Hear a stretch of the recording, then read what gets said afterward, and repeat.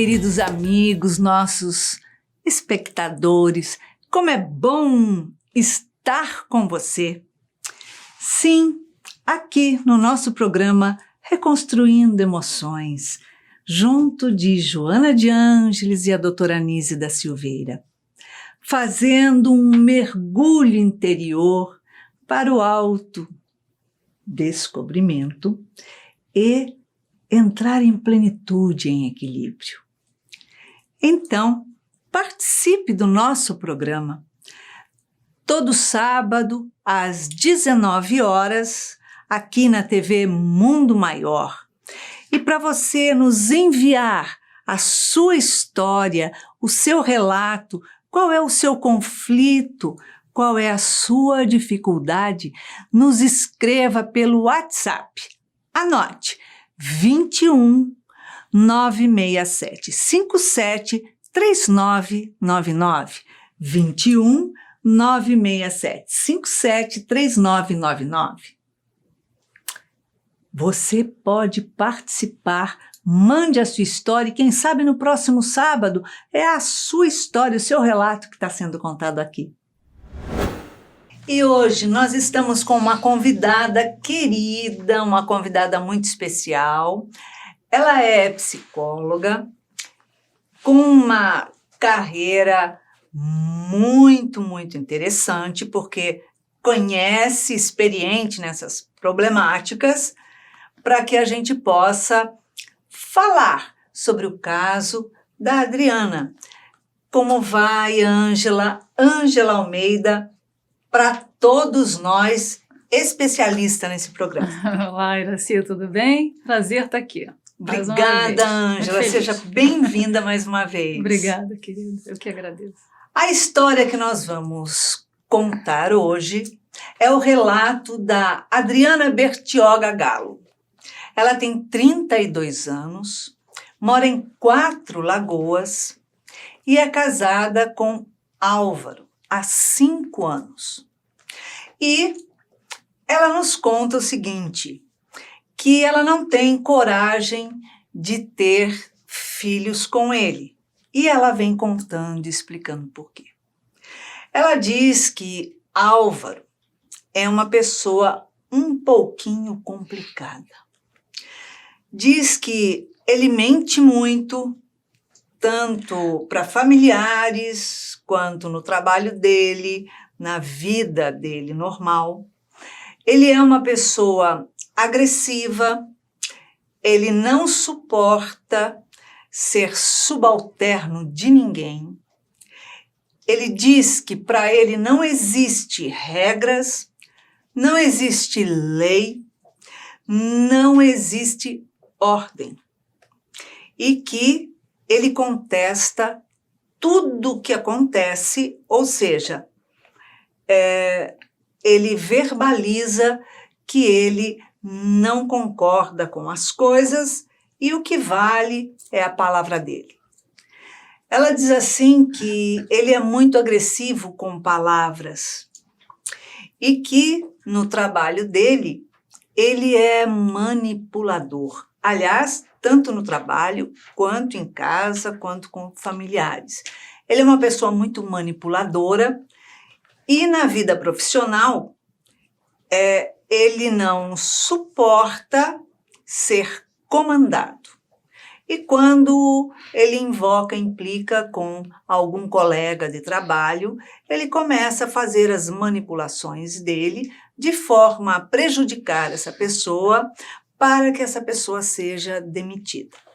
Quando ele chega em casa, que ele conta para a Adriana, provavelmente a Adriana deve manifestar, a contrariedade da atitude dele. Ele diz que rapidinho ele já começa a agredi-la verbalmente.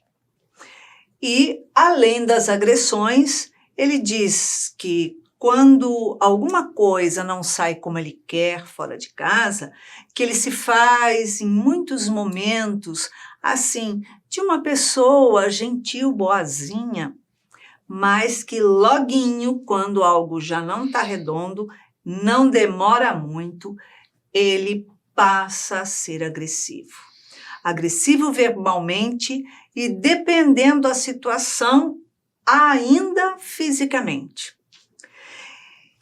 E ela diz que ela procurou a sogra para conversar, para perguntar um pouco sobre ele, porque ele se apresenta mal-humorado, irritado com qualquer coisa e tudo tem que ser do jeito dele. Não existe conversa e não respeita nem ninguém e nem a nada.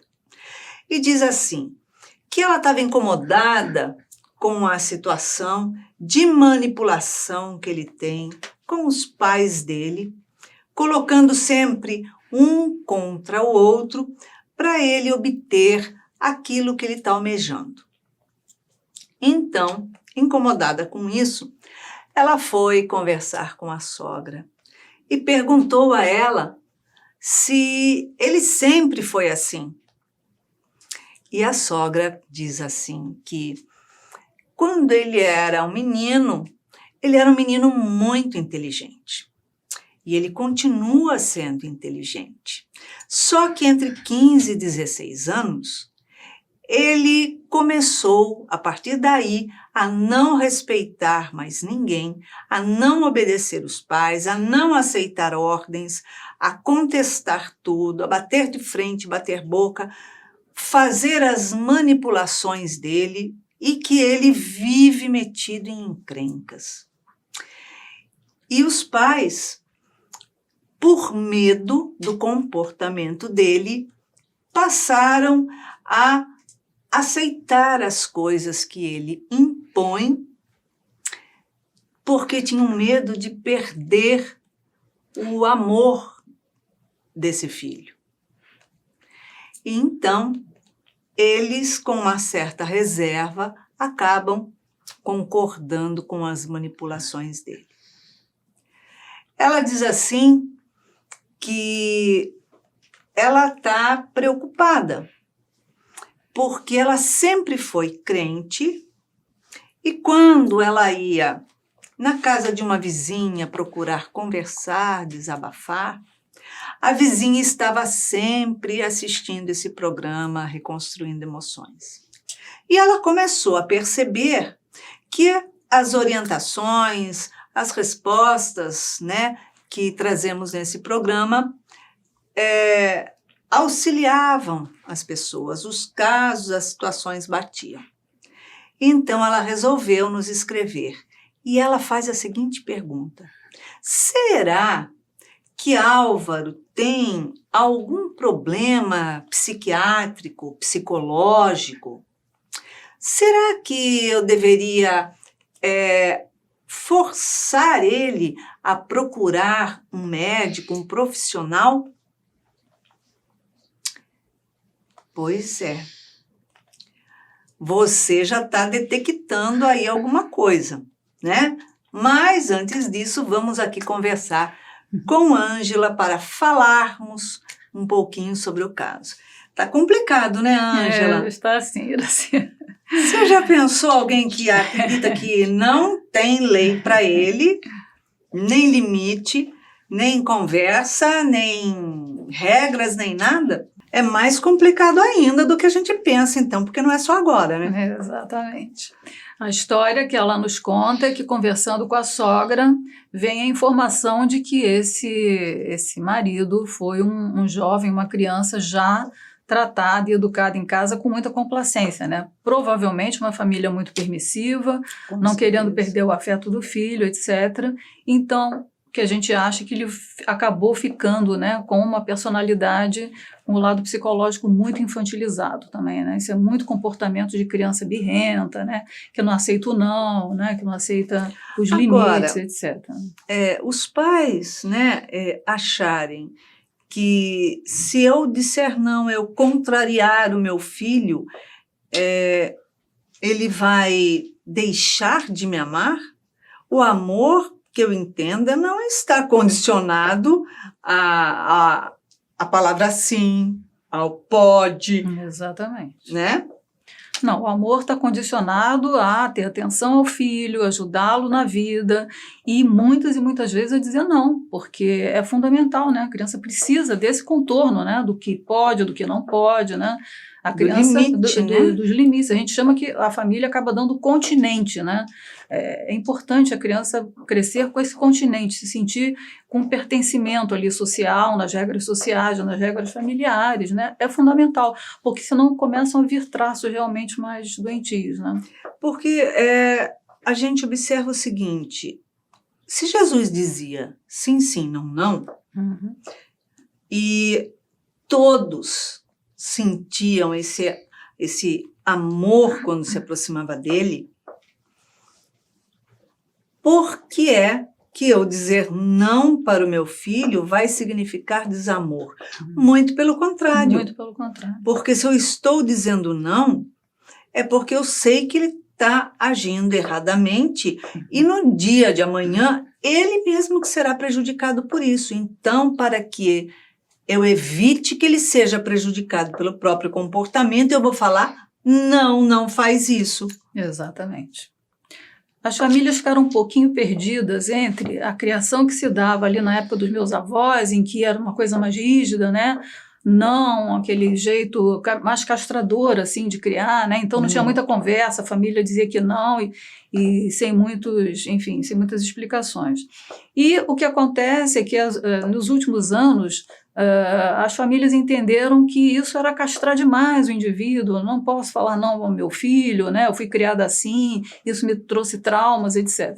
O problema é que a falta de limite, porque o não ele limita, e pode ser de uma forma carinhosa, você não precisa ser duro com seu filho, ser cruel, você não precisa ir lá dar pancada com punições, nada disso, né? Mas é dizer o sim, sim, não, isso não vai ser possível, nós não faremos isso, não é uma coisa boa para você. Sim, né? Porque a gente sabe que dentro desse contexto de dizer não, eu estou realmente fazendo com que ele entenda que, tipo assim, a vida não é um vale-tudo. Exato. Porque tudo tem que ter regra, organização, obediência, existe uma hierarquia em tudo. Até no plano espiritual tem hierarquia. O que dirá de falar que meu filho pode tudo. Meu filho, eu quebro você no meio se você fizer isso. E o não precisa ser punitivo, né? Não. Ele não pode vir carregar de punição. Pode ser com uma conversa, explicar ao seu filho, dependendo da idade. Você pode explicar direitinho o porquê do não, né? E ele vai se sentir acolhido, ele vai entender que ele está sendo cuidado, que tem alguém realmente interessado na felicidade dele, né? No bem-estar dele. Então, não é uma coisa de castrar a criança só porque eu estou dizendo não. Não é uma coisa arbitrária, né? Claro que Se eu acompanho bem meu filho, eu não preciso estar com atitudes arbitrárias. Isso é muito importante. Se você não dá esse continente para as crianças, podem surgir patologias complicadinhas aí. E justamente a questão é que a informação é de 15 anos para 16, né? Que é exatamente a virada da adolescência, que entram hormônios e tal. Então aí a coisa meio que perde o pé. É complicada. E se os pais não tiverem ali, durante a adolescência, uma limitação, porque a Adriana começa contando a história assim, meu marido não tem limites, ou seja, nada para ele serve como limites. Então, se o jovem não for ter regras para seguir, rotinas, obediência, um diálogo explicando o porquê de sim, o porquê de não, ele não pode simplesmente ir metendo o pé em tudo que acontece, porque chega um dia que ele vai encontrar alguém que quebra a cara dele. Exatamente. Né? E tem que ir entendendo desde cedo que todo mundo tem direitos e deveres, que a gente tem que respeitar o direito dos outros, etc. Né? Mas, pelo visto, ele já veio com esse tipo de educação e na adolescência tudo piora imensamente, né? Aí entram hormônios, etc. O que ele está fazendo também é uma leitura do mundo conforme o próprio jeito dele de ser. Quer dizer, então ele diz, né, que o mundo também é muito hostil, né, que as pessoas também não dá para se acreditar nos outros. Então, se eu não, é a lei do mais forte, do mais esperto, né? Se eu não for muito esperto, eu sou passado para trás. Quer dizer, ele já projeta também no mundo àquele conteúdo que é muito dele, né? Então, assim, ele está vendo... Ele diz que se não... as pessoas no mundo abusam, né? Ou seja, aproveita muito dos outros. E ele está fazendo o quê? Exatamente. Então, ele diz que se eu não fizer, vão fazer comigo. Uhum. Então, eu faço. O erro de um não justifica o erro do outro. Exatamente. Né? Então, o que ele precisaria é saber o seguinte: eu não faço porque eu não quero que faça comigo. Sim. Então, é um outro lado da moeda, né? Exatamente. Porque ele faz uma colocação, Sim. se eu não fizer, vão fazer comigo, então eu faço. Sim. E, na verdade, ele está subestimando a inteligência das pessoas, uhum. né? Porque não é todo mundo que tem o vício de manipular e muito menos de querer extorquir, tirar coisa do outro. Ele está colocando que a melhor defesa é o ataque, né? Aquela velha história, né? Eu ataco porque essa é a melhor defesa, né?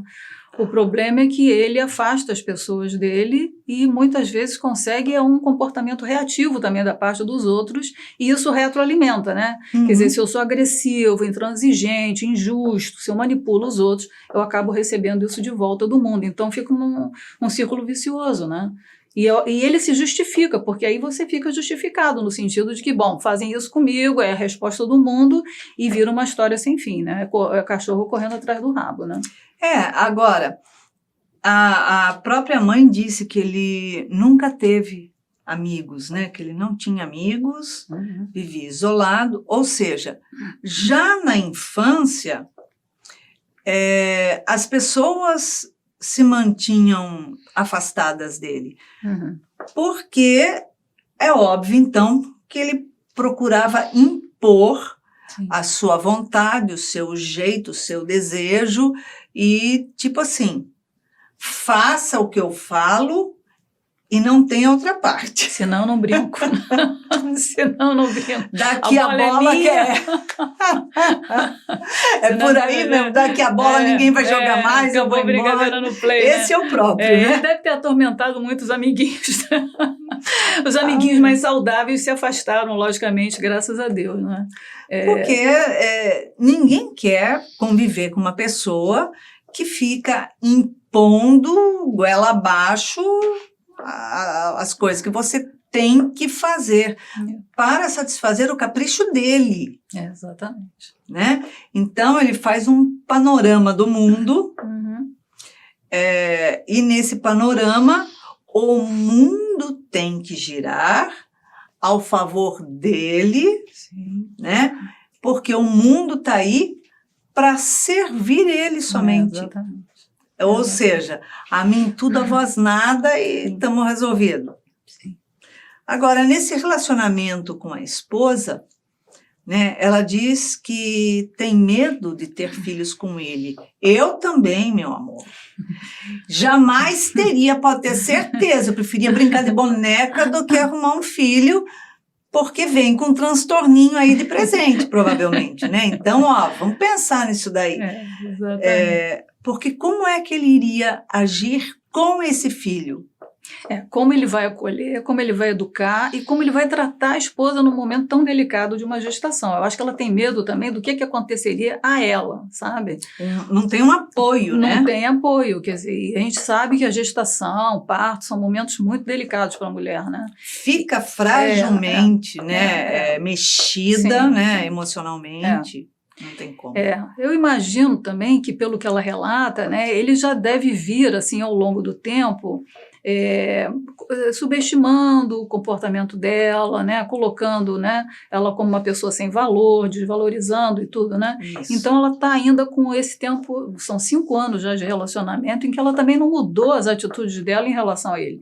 Ela está sendo muito permissiva nesse sentido, né? E agora, em função do programa, pensar que talvez ele tenha alguma questão, né, psicológica. Está sendo subserviente, né? Ou seja, ele fala, eu obedeço e está tudo bem. Sim, pois é, exatamente. Porque ela disse que quando ele chega em casa e conta as coisas que ele faz, é para, quando ele contar, ela admirar. Exato. Nossa, você fez isso? Que incrível, mas você é muito macho mesmo, né? Machucado daqui a pouco, porque, poxa, né? Vamos, calma lá. Agora, como é que ela convive com ele no dia a dia? Para conseguir conviver, ela tem que ficar fazendo, né, o movimento de sim para tudo. Primeiro, ele vai sempre acabar desvalorizando ela em função disso, né? Porque ele quer esse comportamento, mas passa a desvalorizá-la completamente, né? Ela é uma mulher que está aqui como, né, subserviente ou capaz, etc. E ela relata que quando ela contradiz, que ele fica muito agressivo, né? Eu acho que com ela já agressões físicas, inclusive. Então ela fica muito temerosa, né? De fazer ali algum contraponto em relação às coisas que ele traz, né? Com medo realmente de uma agressão. Agora, fica uma pergunta, por que há tantos anos com ele, né? Sendo 5 anos. Será que quando ela namorava... ele já... Porque teve um tempo aí de namoro. Ninguém chega, oi, muito prazer, vamos casar amanhã, né? Sim. Sabe que tem louco que faz isso, né? Eu já conheci. Esse detalhe da história. Agora acabei de lembrar que eu conheci. Então, essa situação já deveria estar rolando na época que eles se relacionavam, namoravam. Acredito que sim. Né? E ela, em busca de, provavelmente, um casamento, ou então, né, naquele sonho de, quando a gente casar ele muda, com certeza. Jesus amado, ninguém muda, só piora. Exatamente. Que não é assim, né? Vai pendurar a escova de dente junto. Exatamente. Eu tenho um costume, uma forma de vida, o outro tem uma outra. E a gente vai conciliar os dois, cada um cedendo um pouquinho, e vai fazer a vida se tornar harmônica.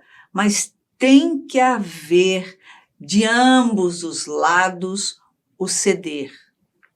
E tem que haver, de ambos os lados, o apoio de um para com o outro e do outro para com um.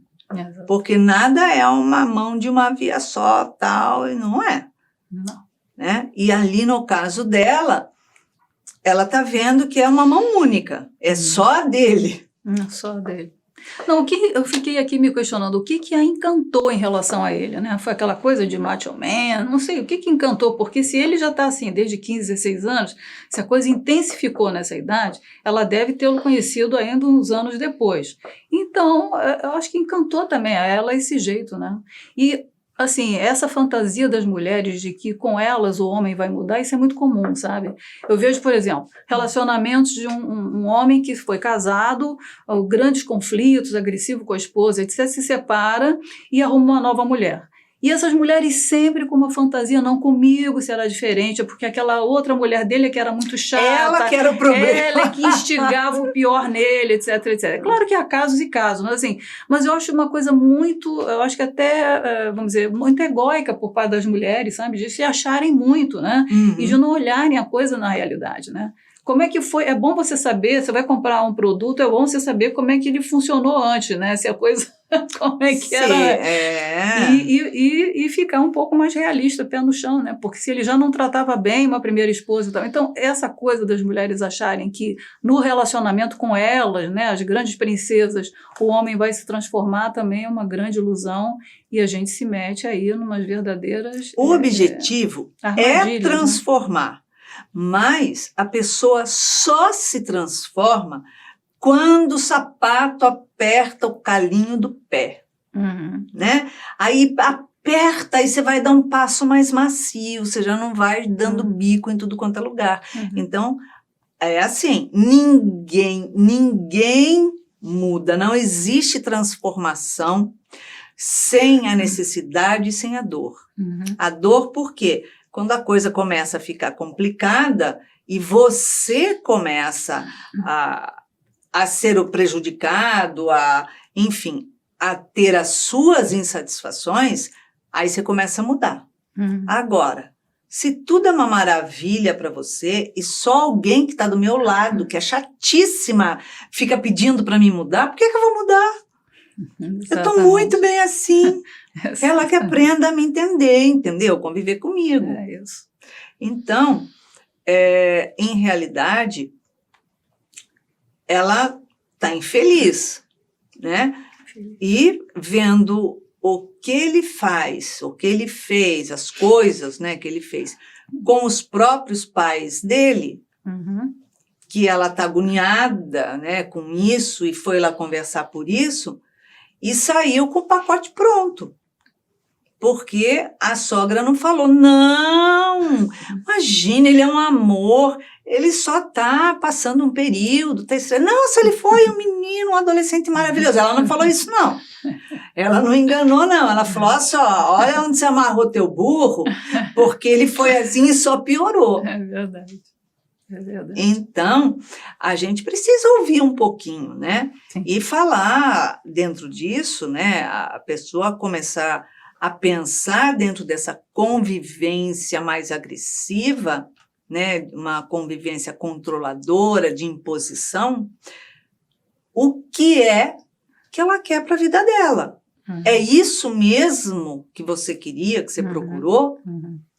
Porque se está fazendo aquilo com os pais e com a esposa já não deixa abrir a boca, o que vai ser o relacionamento se vier um filho ali? Ou acha que não, com um filho, ele vai mudar completamente. Pode até mudar um pouco com o filho, mas com você não. Exatamente. Com os outros não. Por quê? Exatamente. Porque ele não está buscando mudança, né? Sim. Ele diz com todas as palavras, não há limite, não há regra, não há lei, não...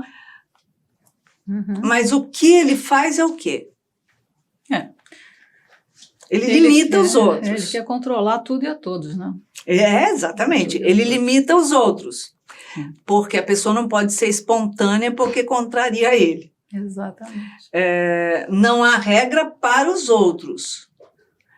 Ou melhor, para mim, mas para os outros sim, porque eu que estou ditando as ordens, eu que estou falando como quero as coisas. Exatamente. Então, não há regra, não há limite, não há leis que os outros façam e que ele tenha que obedecer. Mas, quando a regra e a lei é dele, Sim. ou obedece, né?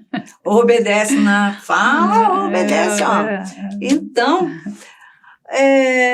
ele tem aí um traço psiquiátrico e psicológico, né? Sim, tem sim. Tá, a gente já observou, né? Ele tem alguma questão de sociopatia aí, pelo menos, né? Isso. Que é entender que o mundo lhe deve alguma coisa, que o mundo tem que atender às suas necessidades, já são traços de sociopatia, né? E ele não suporta ninguém dentro de casa. Pois é. Proibia na casa dos pais e proíbe na casa dele, como se ele morasse sozinho. Aliás, não é que eu queira dizer, Adriana, mas olha só, a casa é sua também, né? As duas partes são iguais. A casa é dos dois, o espaço é dos dois, o convívio é dos dois, e não adianta falar, mas o imóvel é dele, ou então ele que paga as contas. Não interessa. Um casamento é um casamento com as partes iguais. Então, a parte dele, ele pode não receber visita. Mas proibir você de receber uma visita, um familiar, peraí, aí já está complicado. Agora, se ele tem todo esse processo, eu vejo ele com uma psicopatia, né? Pode chegar a isso, né? A psicopatia já seria até um traço mais grave e perigoso, né? Porque ele pode realmente atentar contra a pessoa dela ou de alguém que não, vamos dizer, não aceite ali as imposições dele e via machucar seriamente ou causar uma coisa, né, mais complicada ali, porque né? ela diz que Psicopatia ele fala, ele se irrita quando contraria, ele grita, faz xingamentos, e se ainda assim não resolver... Ele parte para a ação física mesmo, né? Pois é, muito perigoso, né? Então, você precisa avaliar nesse relacionamento até que ponto você pode caminhar, você pode chegar, porque, na verdade, a Adriana, a vida dela, a relação dela é pisando em ovos. Sim. Ela vive provavelmente numa tensão, né? Ela vive com medo, né? Ela vive com medo. E ele não permite que ninguém esteja dentro de casa como suporte a ela, né? Quer dizer, ela não fica com retaguarda nenhuma, de familiares, de nada. Então, ele isola ela, né? Até porque ele tem uma coisa controladora, obsessiva. Então, se botar muita gente, fica difícil ele controlar, né? Então, vamos tirar um pouquinho e fica só eu e ela aqui, que fica mais, né? E ela fica sem retaguarda, sem proteção também, né? E ela está se submetendo ao comando dele, ao controle dele. Só que tem um detalhe, se você não pode se expressar, a coisa fica mais complicada. Porque, pelo que eu estou entendendo, quando ela fala que não concorda, ele vem com agressão. Agora, para não ter agressão, ela não fala. Ela se cala. É isso que eu estou entendendo. A boca que cala, o corpo adoece. Exato. Então, até que ponto ela suporta viver com esse medo? Quer dizer, regra para todo mundo, inclusive para ela, né? Exceto para ele. Tipo assim, a regra que você tem que cumprir é não me contrarie e obedeça tudo que eu disser. Sim. Eu entendo da seguinte forma: Deus deu uma vida para cada um tomar conta da sua. Ou seja, eu tenho a minha vida, que é um presente do Senhor da vida, para que eu tome conta da minha vida e não o outro vir tomar conta da minha vida. E o Pai é tão bom que ele dá oportunidades de escolhas para todos nós. Por isso ele é perfeito, ele não erra. Então, ele não vem colocar alguém numa encarnação e falar: olha só, minha filha, você nasceu para servir o fulaninho em todas as suas vontades, seu capricho, seu tudo, e não abra a boca, que nessa você nasceu para ficar sofrendo mesmo, porque ele vai controlar, mandar, e você tem que ficar desse jeito a vida inteira. Não. Se cada um toma conta da sua, é porque a minha obrigação para comigo é o crescimento. Sim. Crescimento, a busca da felicidade, da paz, né? É o desenvolver, né? Sim, exatamente. Então, como é que eu vou desenvolver se eu estou amarrada? Ela ali não é um indivíduo para ele, né? Ele coloca ela como um apêndice da vida dele, né? Então, a questão é essa. Agora, ela ainda quer investir nessa relação, porque se ela ainda quer manter aquele casamento, ela tem que fazer algumas mudanças ali no comportamento dela. Ela já sabe que enfrentamento com ele não dá certo, né?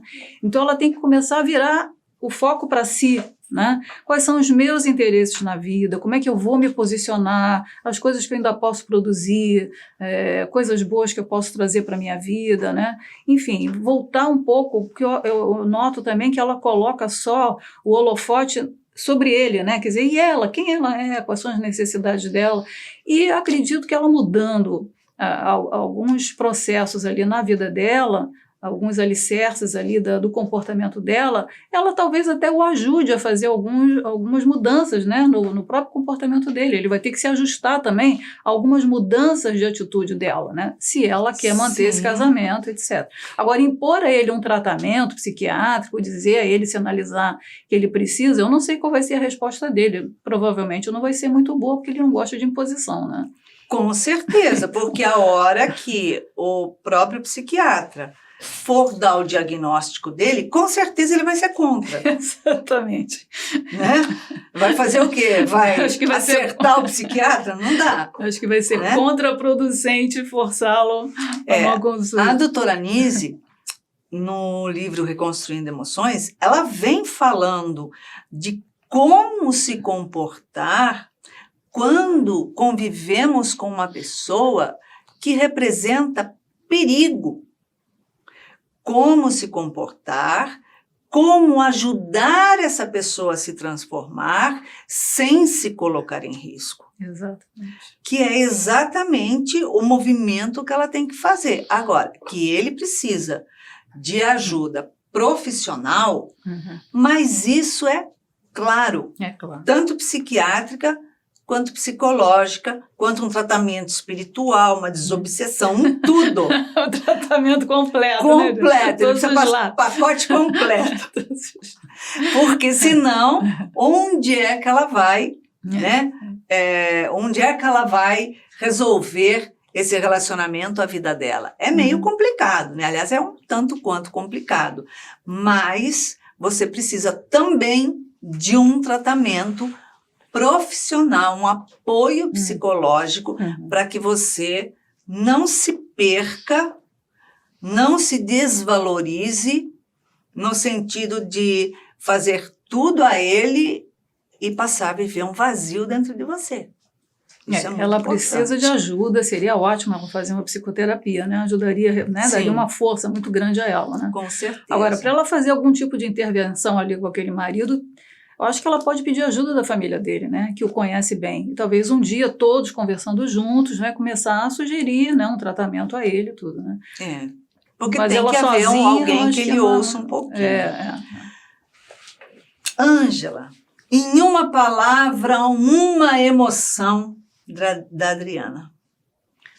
Bom, eu acho que ela ficou com um homem muito controlador na vida dela, muito manipulador, e ela está num movimento de total desvalorização de si mesma. O que eu vejo na Adriana é uma desvalorização dela, como mulher, como ser humano, é essa a leitura, né?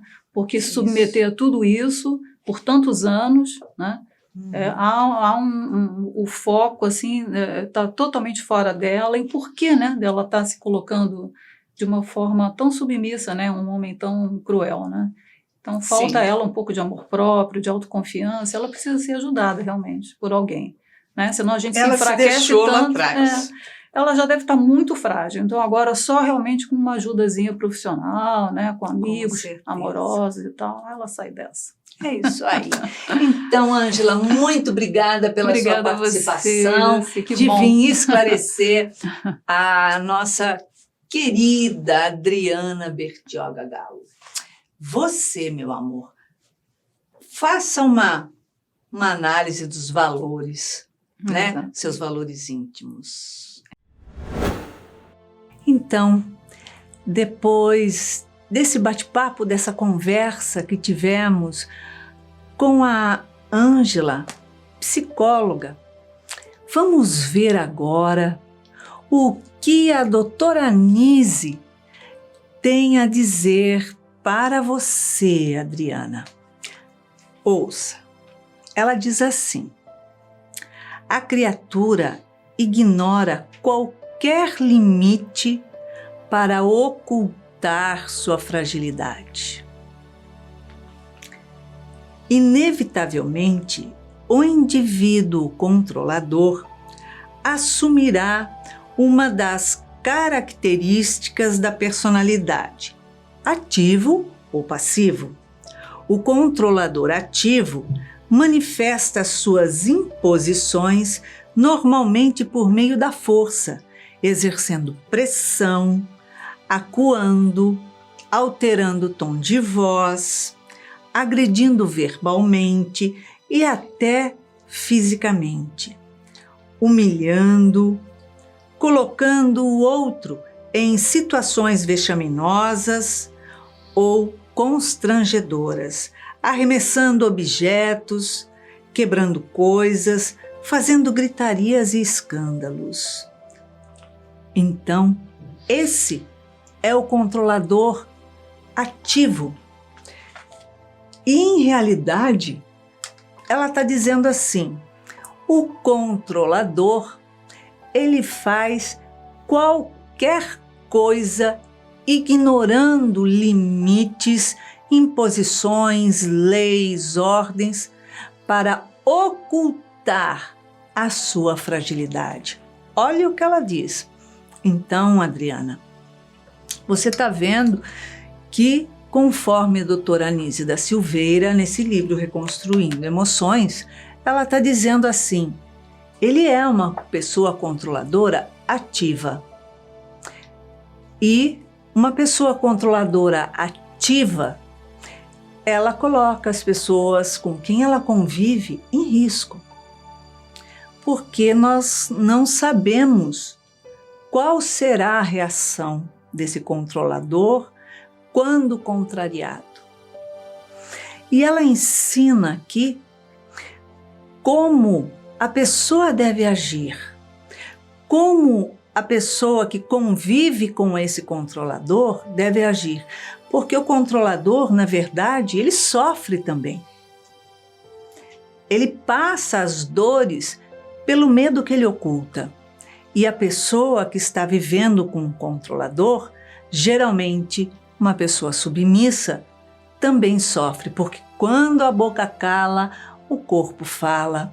Então ela vem ensinando como você auxiliá-lo, como você se posicionar, mas de uma forma que você não se coloque em risco, mas de uma forma em que ele não venha agredi-lo, que seja segura para você.